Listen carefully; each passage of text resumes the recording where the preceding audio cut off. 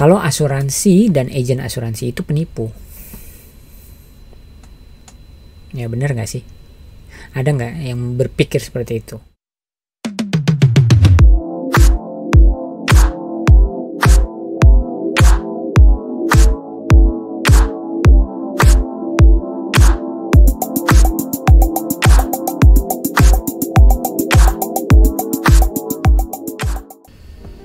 Halo, balik lagi sama saya Trias. Udah lama banget nggak bikin video.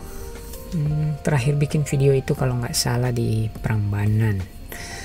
Nah kali ini ya kayak biasa saya mau bikin video sharing pemikiran, sharing opini, atau sharing pengalaman yang saya miliki tentang mungkin beberapa hal yang ada di sekitar kita. Nah kali ini saya mau sharing tentang ya satu hal yang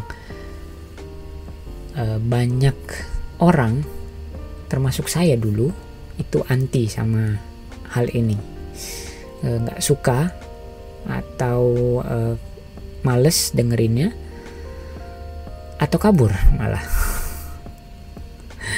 Ya, asuransi. Nah udah mulai ada yang males, udah ada yang bosan, udah ada yang mau kabur. Jangan dulu. Kenapa? Karena ya banyak yang kabur, banyak yang males kayak saya dulu. Itu karena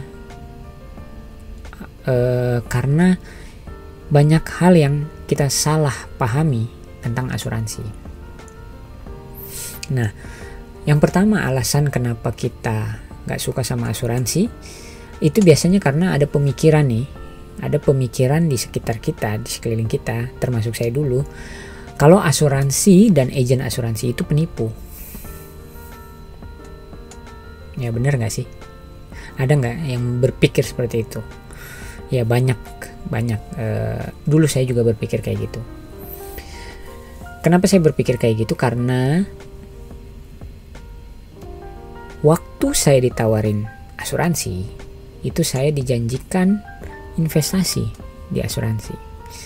Nah masalahnya di luar sana banyak orang yang sudah bertahun-tahun punya asuransi, pada saat dia mau mencairkan hasil investasi yang dijanjikan sama agen asuransinya yang sudah berapa tahun lalu, ternyata nggak sesuai dengan yang dijanjikan. Akhirnya berpikirlah asuransi itu penipu, agen asuransi juga penipu, karena merasa ditipu, uang yang dijanjikan nggak sesuai gitu ya. Itu yang pertama. Yang kedua, masalahnya ada beberapa orang yang kejadiannya klaim asuransinya ditolak, akhirnya merasa asuransi menipu, agennya menipu.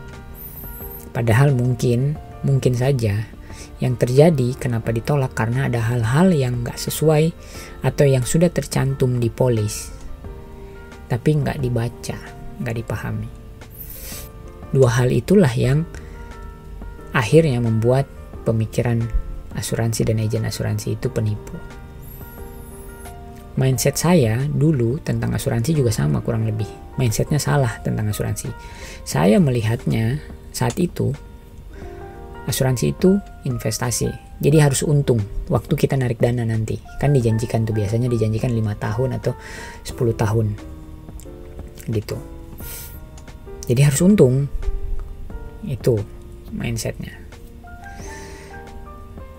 Mindset yang kedua, saya belum perlu asuransi karena saya masih muda, saya masih sehat.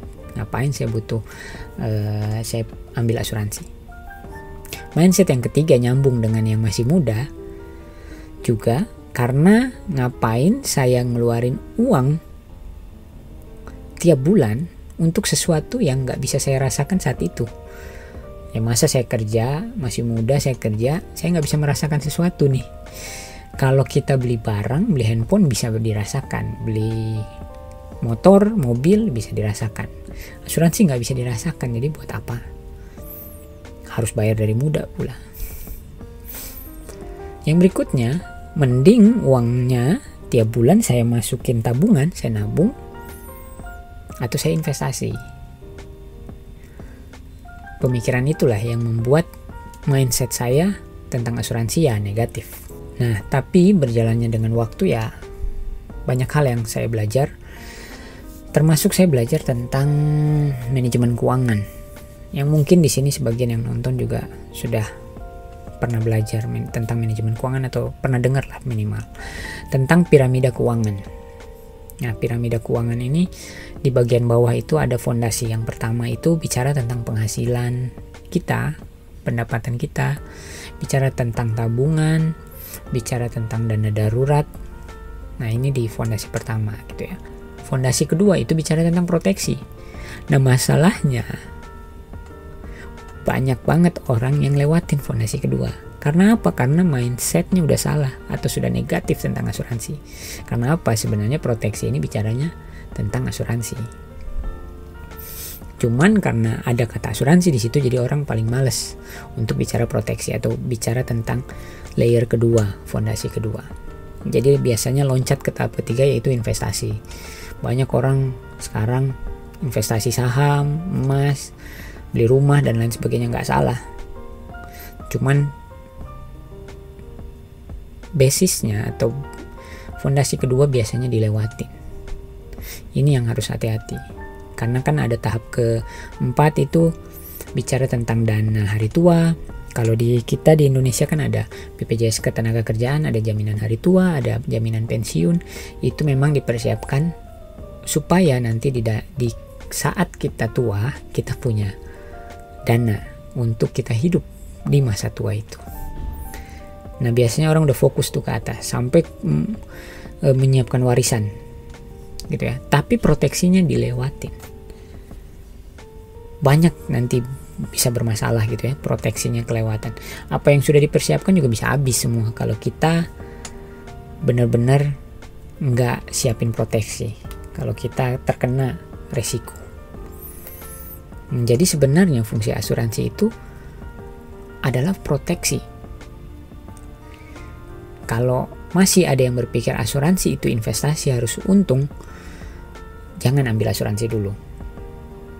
Tapi kalau kalian berpikir bahwa saya perlu namanya proteksi, ambil asuransi. Karena hanya asuransi yang memproteksi. Gitu. Karena fungsi sebenarnya asuransi itu sebenarnya sebagai penjamin buat kita. Ketika kita terkena satu resiko, entah itu meninggal, entah itu sakit biasa yang perlu perawatan di rumah sakit, entah itu sakit kritis, entah itu kecelakaan dan sebagainya. Karena asuransi itu bukan hanya kita saja yang bisa diasuransikan, mobil, motor, rumah bisa diasuransikan. Karena semua itu bisa terkena resiko. Jadi asuransi itu ya sebenarnya untuk transfer semua resiko yang bisa terjadi sama kita ditransfer ke perusahaan asuransi supaya mereka menjamin ketika itu terjadi sama kita, mereka menjamin bahwa semuanya di cover sama mereka. Itulah sebenarnya fungsi asuransi. Gitu. Jadi kalau masih ada yang berpikir asuransi itu investasi, ya jangan dulu ambil asuransi kalau memang kalian belum punya. Ubah dulu mindsetnya supaya pada saat kalian ambil asuransi kalian tidak merasa dirugikan nantinya. Saya mau berbagi pengalaman, ya pengalaman saya di keluarga saya itu nggak punya asuransi. Jadi orang tua saya, papa dan mama itu meninggal sakit di rumah sakit menggunakan BPJS. BPJS bagus, atau Askes dulu. Askes PNS bagus, tapi ya memang perawatannya standarnya BPJS. Perawatannya nggak bisa memberikan yang maksimal, yang kita pengen lah minimal. Jadi semuanya harus mengikuti standarnya BPJS. Memang kita gratis, nggak keluarin uang, tapi ya ikutin standar aja gitu. Nah, pengalaman itulah yang membuat saya melihat, aduh sedih juga ya. Kita lihat orang yang kita sayang itu dirawat dengan standar yang biasa-biasa aja. yang sebenarnya bisa maksimal, yang sebenarnya bisa bagus gitu. Tapi ya dapatnya segitu-segitu aja, ya udahlah mau gimana lagi ya. Gitu. Dan kalau saya mau rawat lebih bagus dari itu, ya saya nggak punya dana saat itu. Nah, dari pengalaman dan belajar tentang manajemen keuangan ini, saya jadi mulai sadar bahwa saya butuh asuransi. Saya perlu asuransi. Dan saya harus punya mindset yang benar dulu sebelum saya ambil asuransi. Saya baru ambil asuransi itu di tahun 2018-an. Itu setelah saya benar-benar meyakini bahwa asuransi yang saya akan ambil adalah untuk proteksi. Jadi saya pasang mindsetnya yang benar dulu, bahwa saya nggak melihat asuransi itu investasi, tapi saya lihatnya asuransi untuk proteksi saya. Jadi saya wajib bayar. Baru saya ambil 2018. Nah, jadi mindset yang benar itu adalah ya paham dulu tentang asuransi, mengerti dulu tentang fungsinya asuransi, baru kita naik ke level 2, yaitu paham kebutuhan kita. Setelah saya paham dulu asuransi, baru saya melihat saya butuhnya apa, asuransi apa, kesehatan kah, atau jiwa kah, atau asuransi sakit kritis kah, gitu, dan lainnya, gitu ya. Yang ketiga yang gak kalah penting itu juga paham kemampuan kita. Nah, jangan sampai nih ambil asuransi kemahalan, bagus mungkin yang didapat, tapi kalau kemahalan dan gak sesuai dengan kemampuan kita, nantinya ditakutkan kita gak sanggup bayar, akhirnya asuransinya lapse, stop gitu ya, karena nggak bisa dibayar, jadi akhirnya dia di lock, nggak bisa dipakai. Itu sayang banget. Nah, jadi sebelum beli asuransi, punya mindset yang benar dulu. Kalau mindsetnya sudah benar semuanya, barulah kita mulai melihat perusahaan asuransi seperti apa yang mau kita pakai, kita pilih. Jadi cari tahu tentang perusahaannya. Yang kedua, kenali agent dulu. Apakah agentnya ini menjelaskan dengan benar, dengan baik. Kalau ditanya, jawabnya selalu enak, gitu ya. Nggak males menjawab, itu harus hati-hati. Mudah diakses nggak, gitu ya. Kalau nomornya nggak aktif, bisa kita hubungi di mana, itu juga harus dilihat. Yang ketiga juga pelajari dulu asuransi. Maksudnya kalau dikasih polis atau dikasih penawaran, baca dulu polisnya, penawarannya, pahami dulu, nggak ngerti tanya surat agentnya. Kalau sudah paham semua baru kita ambil, supaya balik lagi kita nggak punya mindset yang salah tentang apa yang kita ambil. Gitu. Ya itu aja dulu video kali ini. Nanti video next mungkin saya akan sharing juga tentang bagaimana mungkin pilih asuransi yang baik, gitu ya. Atau mungkin perusahaan asuransi, cara milih perusahaan asuransi, melihat perusahaan asuransi ini bagus atau enggak, dan juga polisnya, gitu ya. Saya juga mungkin bisa sharing tentang polis saya. Saya buka polis saya apa aja, nanti saya bisa sharing. Nah, buat teman-teman yang masih atau lagi bingung mau pilih asuransi, boleh DM ke Instagram atau boleh komen juga di bawah. Ya siapa tahu nanti saya bisa bantu, memberikan saran ataupun sharing pengalaman lebih lagi, gitu ya, kalau kalian perlukan gitu. Jadi sebelum kalian ambil asuransi, please mindsetnya harus benar dulu supaya kita nggak salah menilai tentang asuransi. Itu aja dari saya, terima kasih. Pesan terakhir, belajarlah terus untuk bersyukur, mengucap syukur dalam segala hal yang terjadi dalam kehidupan kita. Thank you.